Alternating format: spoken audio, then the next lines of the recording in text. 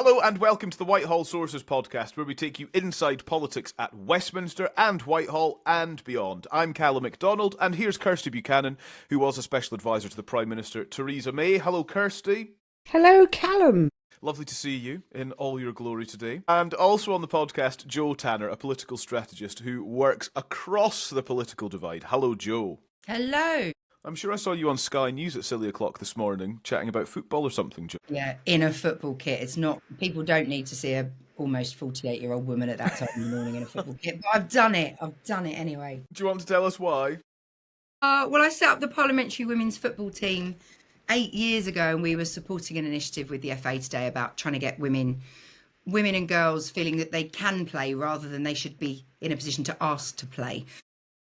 Quite an interesting bunch. And what was the best bit about it was that I had like a former MP, Hannah Bardell, showed up, who was one of the founding members, and we're running around in Waterloo on this little pitch by the Old Vic, and we had Helen Maguire and Claire Young, new MPs, also joining us today, as well as a bunch of staffers. So it was just really nice to get sort of people across the divide in one place when there's so much else going on. So much else going on. And Kirsty, should I ask how friend of the pod, Sunday Times political editor Caroline Wheeler is?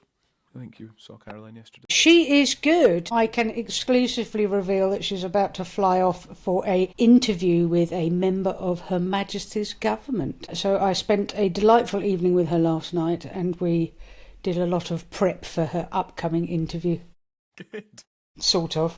Well, it's good. It's good to see you both. Actually, we didn't. We drank quite a lot of wine, and we gossiped. I am going to confess. Well, so it all counts. Like Caroline. If I sound a bit slow off the mark today, it is because I have a red wine hangover, I must confess.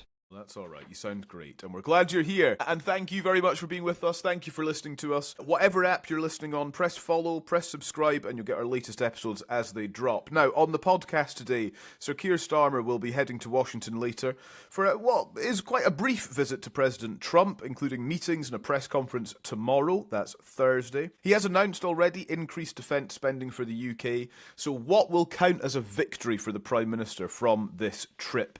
Remember, you can watch us on YouTube. Just search for Whitehall Sources, and we upload clips and full episodes for you to enjoy. Subscribe to the channel there for all the videos and updates. You can follow us on X, you can watch our clips on TikTok, and you can subscribe to our mailing list at whitehallsources.com. By the way, in the latest episode available for you on YouTube, kind of a partner episode for what we're about to discuss, Sir David Manning, who was a foreign policy advisor to the Prime Minister Tony Blair, we have him on YouTube for you right now, so you can go and watch that. And as you're watching or as you're listening, you can WhatsApp us. The number is 0333 404 6507. Just start your message with the word Whitehall, and we'll read out all of your thoughts and comments and analysis and contributions on our next episode. Right, Sir Keir Starmer has pledged to increase defence spending to 2.5% of GDP by 2027, saying that Britain faces a generational security challenge. So his plans are to increase defence spending by around £6 billion a year from 2027 to hit 3% of GDP by 2033. The numbers on this have been a little bit fudgy, I think, in the last kind of 24 hours since the announcement. So we turn to Paul Johnson, who's the director of the Institute for Fiscal Studies, who says the extra £13.4 billion for defence must be against the counterfactual of no cash increase, not of the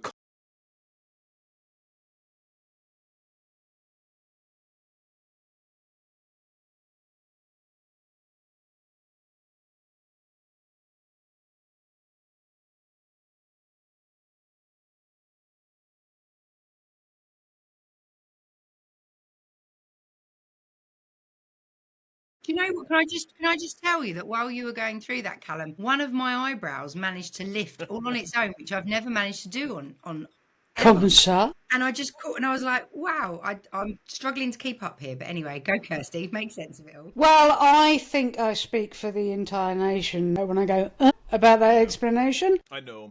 That's why Paul Johnson is the head of the Institute for Fiscal Studies, and I am not. Now, I see that Kemi Badenoch made a valiant attempt to try and pin down Keir Starmer at PMQs over whether it was £6 billion or £13 billion. and his answers were as clear as mud. She also tried to get him to come clean on whether the £9 billion that is penciled in for us to pay Mauritius for the benefit of leasing back a island that we already own, whether that would be coming out of this defence budget, and he dodged on that question quite tellingly. So I would assume that in the lobby briefing after PMQs that the Prime Minister's official spokesman would have got quite a rough ride over that. I feel that Downing Street might have to clarify its position later on that. So quite a lot of confusion about the figures, and not quite the reality, not quite meeting the rhetoric, I think, in this. It is a once in a generational shift which is being met by an uplift that most people within the military that I've heard over the last 24 hours would say obviously it's a step in the right direction and obviously it's to be welcomed, but it is not sufficient for the scale of the challenge that we face globally right now, and that at least 3%, which is an ambition but not a set out roadmap for 3%, is basically the floor, the bare minimum that we would need now. So it's had obviously a welcome response from the military, but and it is good in as much as as far as it goes, but it doesn't go far enough. It does allow for Keir Starmer to turn up at White House, having put some of our money where his mouth is in terms of stepping up on Ukraine. Yeah, let's come back to his visit to the White House in just a sec. Just for the interest of simplicity, I kind of did that on purpose to outline how difficult the numbers actually are to pin down. But the Times writes it like this: that Sir Keir Starmer announced the government would spend 2.5% on defence from 2027. That's an increase of more than £6 billion a year for the budget, when inflation is taken into account, and the uplift will be paid for by taking money out of the aid budget. And Joel, that is something that I think we should consider, isn't it? That actually spending more on defence equals spending less on other things, and foreign aid is the target here. Absolutely, and I think that's that is always the question: is if you're going to find money, where are you going to find it? Particularly when we don't have growth, and therefore there isn't money to sort of throw around. But the other interesting point on all this is these are big numbers. When you talk about the percentage, it sounds tiny, but it's actually a small percentage of a big number. But then you get into the question, which we haven't even started to explore, which is, and on what? Does that money actually get spent on? Is it spent efficiently? Given that the big argument about government spending is inefficiencies everywhere, are they going to be spending it on the right things? Are we going to end up experimenting on stuff that then turns out to be, great in theory, but no one can work it, for example, which we had with, do you remember the radios that didn't work in particular vehicles, or, stuff that then gets sort of shelved within a short period of time? So there's so many questions in this, because the defence stuff, quite rightly, is, it's all behind closed doors. We don't really know what it means. But let's face it, the bigger picture here is that this is a Prime Minister and this is a government that we were told by the Tories could not be trusted on security, and we should be really wary of. And I would argue that while I don't understand all of this, I hold my hands up that this is big stuff, and some of this is above my pay grade and my understanding, as I'm sure it is for many people. This does look like a test that Keir Starmer's kind of stepped up to the plate and he's trying to do the right thing. And I think it's a really interesting period for him after quite a difficult narrative. He looks like at the first test he's stepping up. We have to then see what happens in terms of the trip to the US and whether he manages to get things done there as well. I don't wish to be churlish about this, Joe, but I'm going to be churlish about this. This was a Labour government that campaigned without a pledge to take up to 2.5%, that has spent 6 months not doing the right thing by setting out when and how it was going to pay for that uptick. And on the eve of a visit to see Donald Trump, all of a sudden we're being told by the Prime Minister this is a once-in-a-generational challenge. And I'm not letting the Conservatives off the hook on this one either, by the way. Last time I checked, Russia illegally invaded Ukraine 3 years ago. And whilst obviously hats off to Boris Johnson, and hats off to the British government for being the driving force in Europe in terms of both rallying on sanctions and making sure that, that they rallied on equipment and what have you. In terms of actually upticking our defence spending, both parties have been found wanting on it. And as ever, I think the real credit, on this, the real credit for this probably has to go to Donald Trump. And I just don't see a world where this would have happened had he not been going to the White House this week and needed to be able to come with something that gives him a kind of ability to have an audience and put his money where his mouth is. I don't see a world where that would have happened. I agree with you, Kirsty, that it's definitely, it's events, dear boy, that have meant that we're where we are. In reality, it looks like most of Europe were putting off having to make some of the decisions, and it's only now that Trump's turned up and thrown his toys out of the pram and said, well, I'm not stepping in anymore, you lot have got to get your act together. And essentially it meant that other leaders have got to sort of look at themselves and say, well, hang on, we do have a responsibility. What does that look like? And I just think that I don't think any of this is comfortable. I don't think any of this is where any of us want to be, but the reality is the reality. We can't change what's happened. I think it does feel like a lot of people have sleptwalked into the position that we're in. It does feel like a lot of people have underestimated where Trump was going to end up. But we've ultimately got to deal with the cards that are on the table, right? And at the moment, Trump is calling the shots. Trump has got a Trump hand, it would appear. And therefore, everyone else has got to kind of get with the program. And maybe Keir Starmer coming out pretty boldly and relatively quickly, I don't mean generally, I mean in relation to Trump, maybe that is going to help with where the rest of Europe ends up. Who knows? We'll get to see. It didn't sound like the most recent get-together was particularly constructive. Yeah, it'll be fascinating to see. We've got a strategic defence review going on at the moment. It will be interesting to see whether 2.5 or even, frankly, 3%, comes close to what is going to be outlined in terms of our strategic capability needs for the next 10 years. So we'll wait and see on that one. But, I think there's a lot of unanswered questions for me on this one. Clear ambition for 3%. When, how is it going to be paid for? And what about the rest of the commitments they've got? I mean, this is the problem, right? They already had a list. They were already dependent on headroom and growth and what have you, which hasn't happened. Yeah. They've got a ton of reviews out.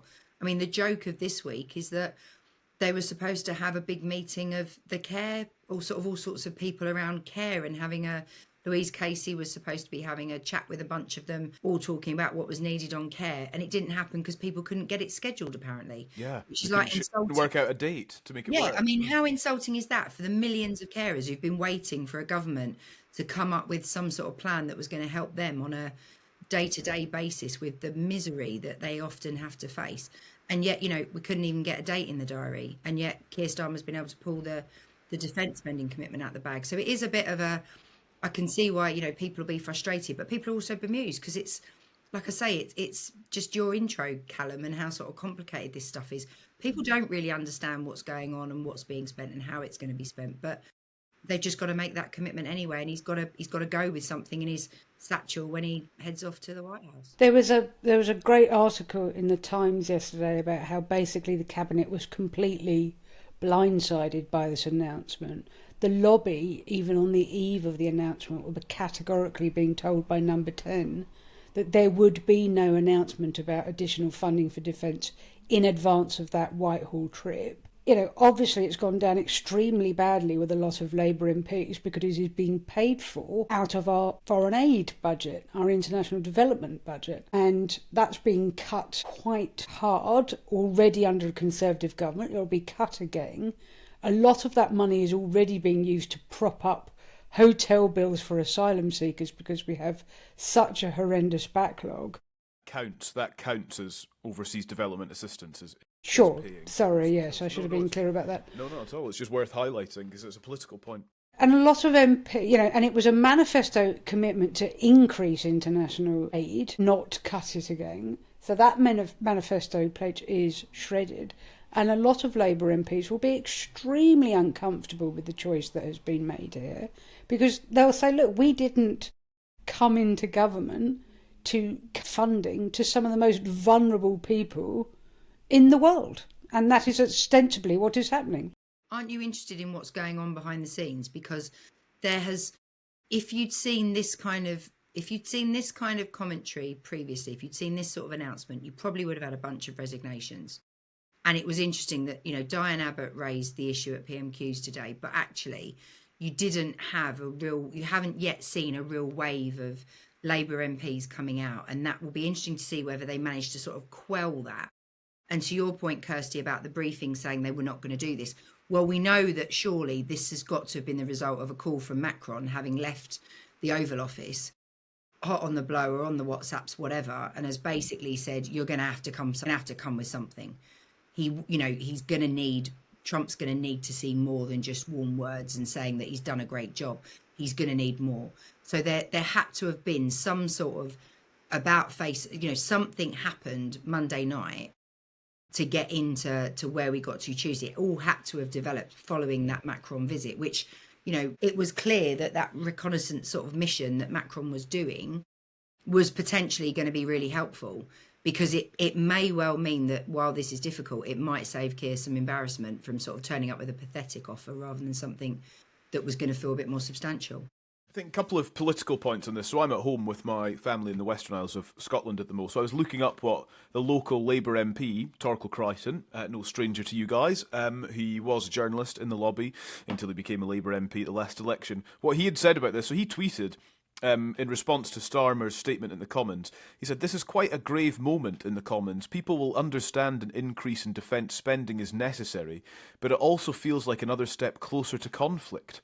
And you can almost hear the kind of slight discomfort, I think, in that post. And I haven't spoken to Torquil, so I don't want to overinterpret it, but it's kind of coming through, and I wonder if that is representative of where some Labour MPs are at. Well, Sarah Champion was out on the airwaves last night condemning this decision to pay for it with international. She is the chairman of the International Development Select Committee, so she's a very influential backbench MP, and making the point that a lot of MPs, both publicly and privately, will make, is that a lot of this aid is designed to prevent security problems further down the line, if you like. It's almost like a false economy argument, that this is designed to keep people from falling, particularly in sort of terror states or failing states, to falling into kind of terrorism that will kind of boomerang back on us. So there is a lot of criticism out there about, the choice and how short-sighted this is. And also on some of the Conservative side too. I know it's obviously been welcomed by Kemi Badenoch, but again, I was listening to the former International Development Aid Secretary Andrew Mitchell condemning this for the very self-same reason on the airwaves last night. So it is, look, to govern is to choose. The first responsibility of a government is the security of its citizens and the nation. But I think there is a feeling that, like so many other things, this is being forced. It's politically in some ways tin-eared. I mean, look, it won't go down badly with the public. The public are quite attuned to the idea of cutting international development aid spending, and we had a great story a couple of weeks ago from Harry Cole about some of the bonkers projects, gender poetry in Colombia and looking at the health of shrimps in Bangladesh and all that kind of, that's a very small, infinitesimally small part of that. But when you think about the geopolitical instability that we have in our world right now, it is a very profound argument about saying, actually you are storing up more problems down the line by cutting this, not solving problems. Yeah. I read a piece in The Economist last week about how Britain is almost unique in its unanimous dislike of Russia. And so whenever you kind of point to something that will undermine Russia and take on the Russians, that actually there's a kind of consensus in Britain that is a good thing to do. It also made the point actually that after various conflicts in which the British people have been left kind of questioning why we were involved, Afghanistan, a war on terror, what does that even mean? Iraq, dodgy dossier, why were we even there in the first place? In the situation in Ukraine, there is real moral clarity. Russia is bad, and so we must do something to stop them. And so with that, defence spending becomes a somewhat easier sell, given the context. But this is the real mind blow moment of the week for me, was there was a vote in the United Nations on the anniversary of that invasion, that illegal invasion by Russia, and originally the words were condemning Russia for that aggression. The United States put down an alternative amendment which basically said we want peace, we mourn the losses on kind of both sides, and left out any condemnation of Russia. And the United Kingdom and France abstained on that. But I think this was the moment, the kind of real through the looking glass moment for me, the realisation of just how far Trump is prepared to push a shift in the new world order. So that you've got him and his anarcho-capitalist buddies in the White House, not just forcing Europe to do more and pay more for peace, but also a fundamental shift in where he thinks his alliances are, and letting Europe hang on the consequences of the fact that he would rather align himself in a kind of voting lobby with Iran and Russia and China than stand alongside those Western liberal values that we have held and they have bankrolled to a large point for 75 years. Yeah. Extraordinary moment. Let's focus more on Trump and the visit of Sir Keir Starmer to Washington. So we're recording on Wednesday, so Sir Keir Starmer will be there. He's on his way to Washington, D.C. in time for meetings on Thursday. Joe, you mentioned Emmanuel Macron, who, in inverted commas, beat Sir Keir Starmer to meet Trump on Monday. And I think it's fair to say Macron of France, he left Washington without securing any sort of ironclad security guarantees that Ukraine's been hoping for. I suppose the mood was positive. We talk often, don't we, about the bromance between Macron and Trump, and there was a lot of kind of weird holding hands and patting each other on the legs and all that kind of weirdness in the Oval Office. I just wonder if Macron's done anything to help Starmer. Has he sort of laid the groundwork? Is it possible to tell what the French president may have achieved that might help the Prime Minister? I mean, I actually think it was helpful for Starmer to go second. Yeah.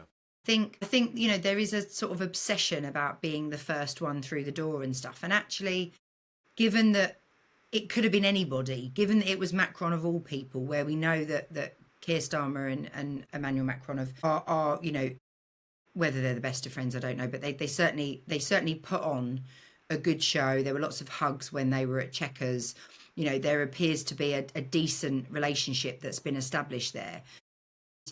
The fact that it was then Macron that was going, that to some extent, if you were Starmer, you'd kind of think, well, I know probably where his lines are. I know roughly what he's going to be talking about.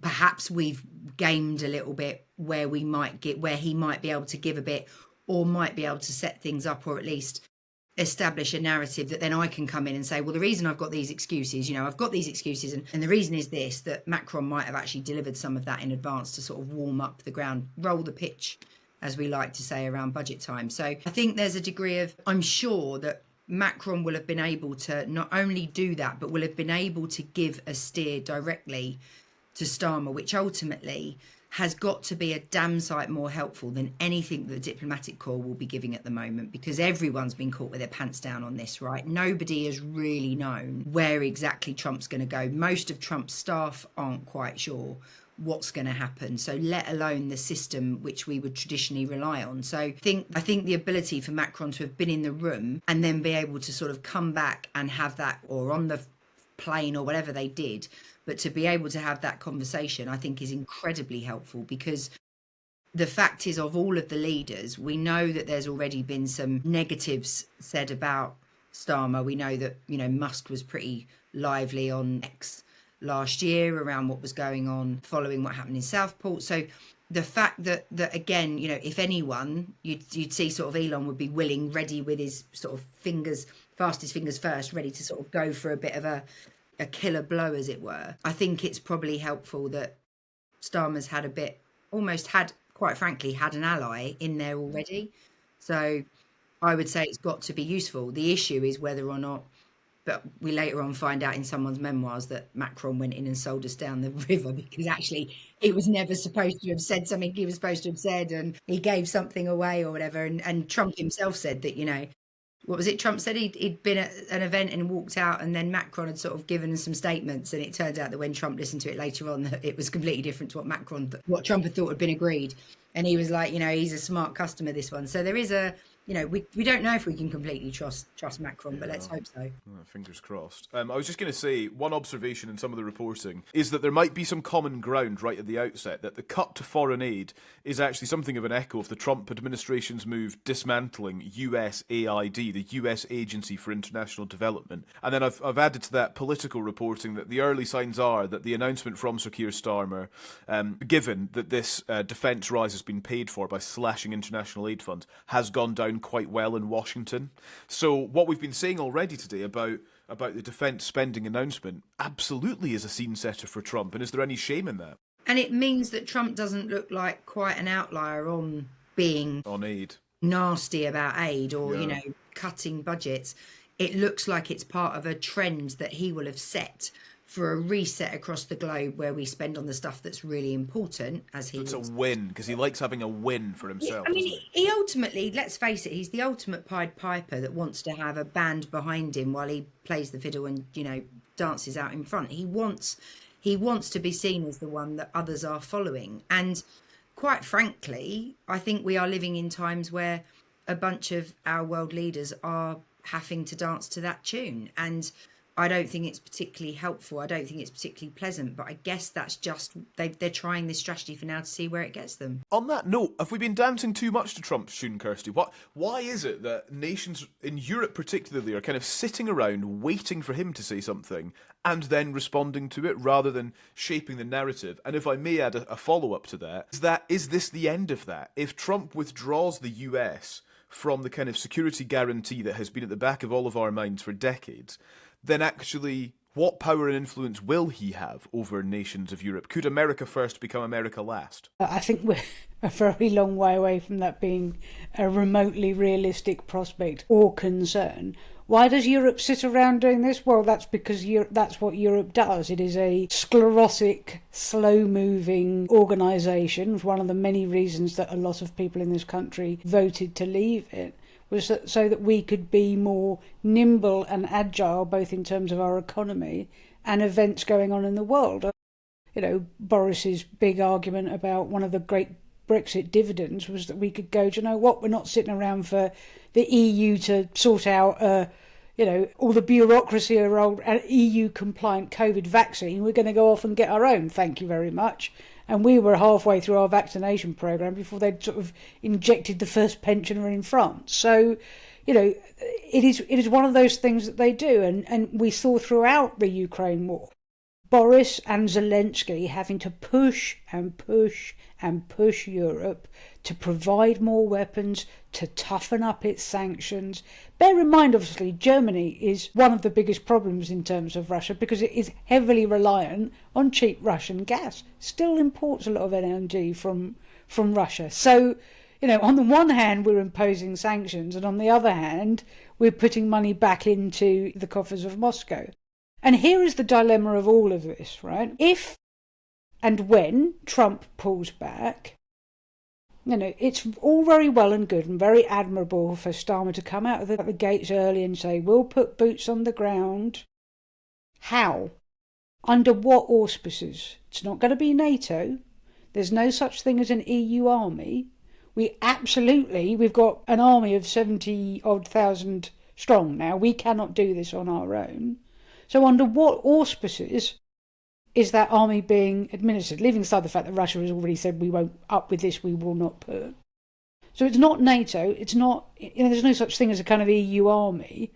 So all the practicalities, if we leave aside the worries about the money at the moment, the actual practicalities of where this leaves us at the end are unfathomable and completely kind of, sidelined at the moment. We have if we choose to defend, that is a 1,400 mile long border that we need to defend. Our army is denuded. Our budget, even at 2.5, is not sufficient for the threats that we face now, let alone the threats that we might face in the future. And we have no vehicle by which the EU, even if it chooses to, can operate a tactical, kind of defence force along that border. None. And that kind of begs the question. That's why everyone's shutting up about the minerals deal, right?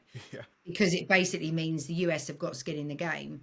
The US have got to do something to help protect their interests. Well, You know, this is not remotely certain to me, actually.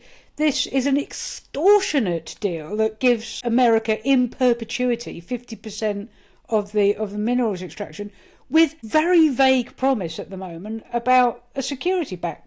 But what does that mean? And the minerals thing is interesting. We had an expert on Times Radio Breakfast at the weekend, and a couple of things she said are still going round in my head on these exact points. One is the mapping of Ukraine's minerals hasn't been updated for decades, so no one's actually sure what is where when it comes to actually getting the things out of the ground. So that needs done. And second of all, the expectation or the assumption is that quite a decent amount of Ukraine's minerals are actually on that border with Russia.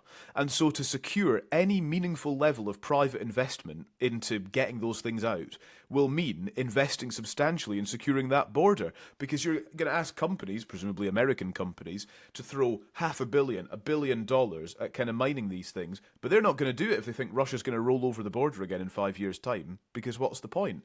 So the deal is kind of hanging in the air. And the security doesn't seem worth the paper that it's written on, because if you have a seismic realignment, at least for now, between America and Russia, and some of those minerals are in the Donbass, and 2 years down the line, once they've regrouped and rearmed, Russia rolls in, take a bit more territory, and Russia says to America, right, we'll give you the same deal that Ukraine had.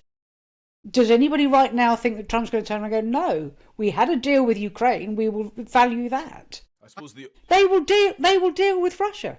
I don't think the deal is only with Ukraine. I think that's the point. Yeah. I think this is a three-way deal about that land and what's in there.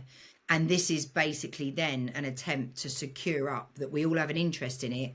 And it's somehow signed. I don't know how they get to it. We've all said that Trump is the ultimate deal maker. There is a very strange and probably incredibly complex plan that they've come up with. But there is, while there's been lots of talk about no security guarantee, there is absolutely no way that Trump would be talking about getting access to that, having some sort of wanting it, and then having nothing in place to protect it. Like there's no way that that's feasible. So there must be some sort of tripartite thing that they're trying to concoct. Sure. But my point being, in 2 years' time, if they roll over and take a little bit more of the Donbass, Trump is not going to care whether he's dealing directly with Ukraine or dealing directly with Russia. And what happens after Trump's out of office in 4 years' time is also another thing, because there might not be a spade in the ground, to use the phrase, by then, depending on the complications. Well, and it also depends on what comes after Trump. Exactly. If MAGA is an ideology, and it goes out of office with him. Well, no. If MAGA is in an ideology that passes down to the next generation of Republicans, is then in charge of that. And Aaron's ready to take over. And you get another Republican. And as long as he holds that stranglehold on the Republican Party, it is fashioned in their image, if you like. The longer you're in power, the more, your candidate selection, your ideology, your activist base fashions itself around that kind of ideology. So the person that comes after him will have to be kind of, dark Gothic MAGA too. Otherwise they won't get selected.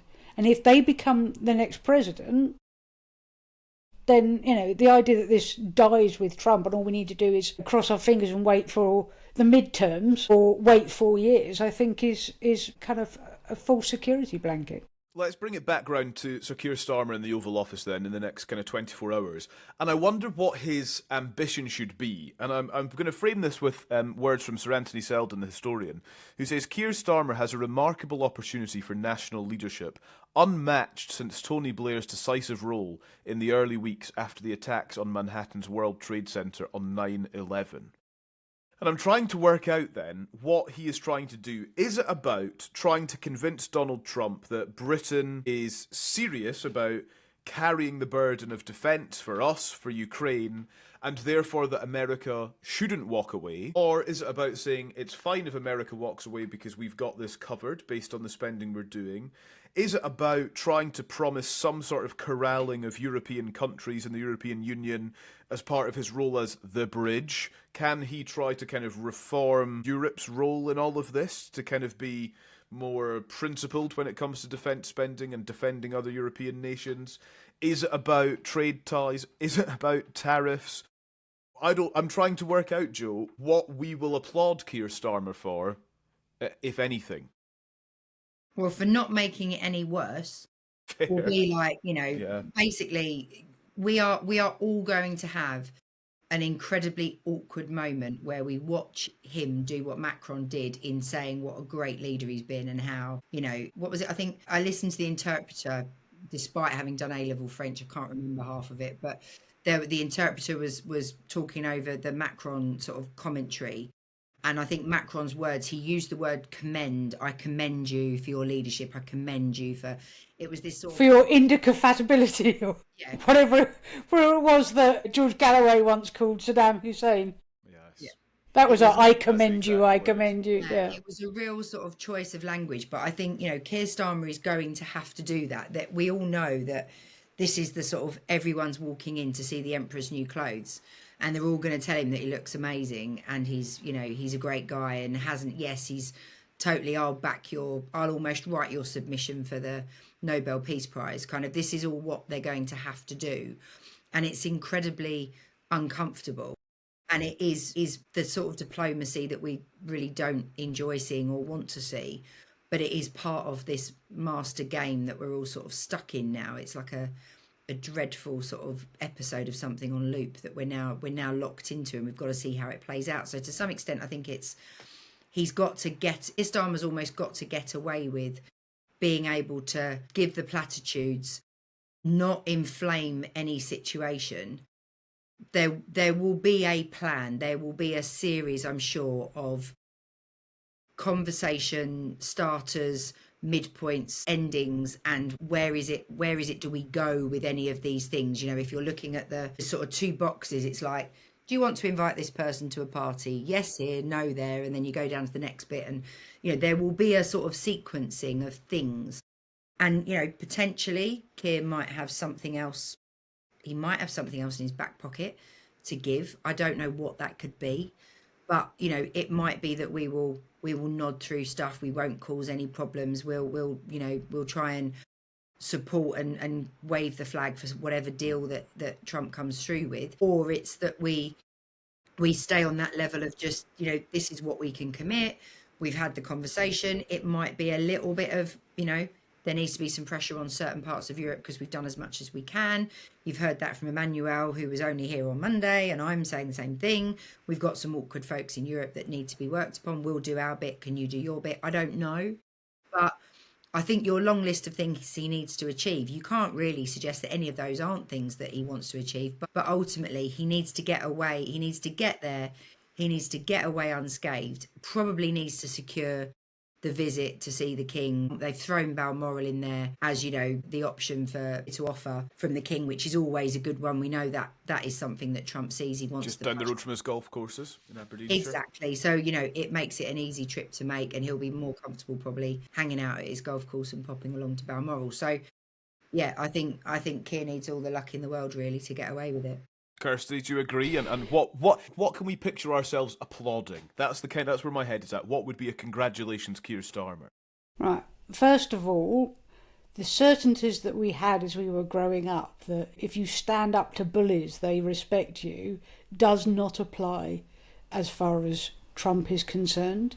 The psychology of Trump appears to be more of that of a big baby man who wants to be, clapped and applauded as much as is humanly possible, because he is a massive narcissist. Now, there will be a set of talking points. Joe's absolutely right. Having listened in on those conversations between Theresa May and Trump back in the day, trying to bring him back to those talking points is an art in its own right. And one of the many benefits, I think, of Macron, I think, Joe, you're right, I think Macron going first was a huge benefit. One of the many benefits is the realisation, and therefore perhaps a change of strategy, that actually that quite a lot of this discussion might very well take place in front of the full glare of the media.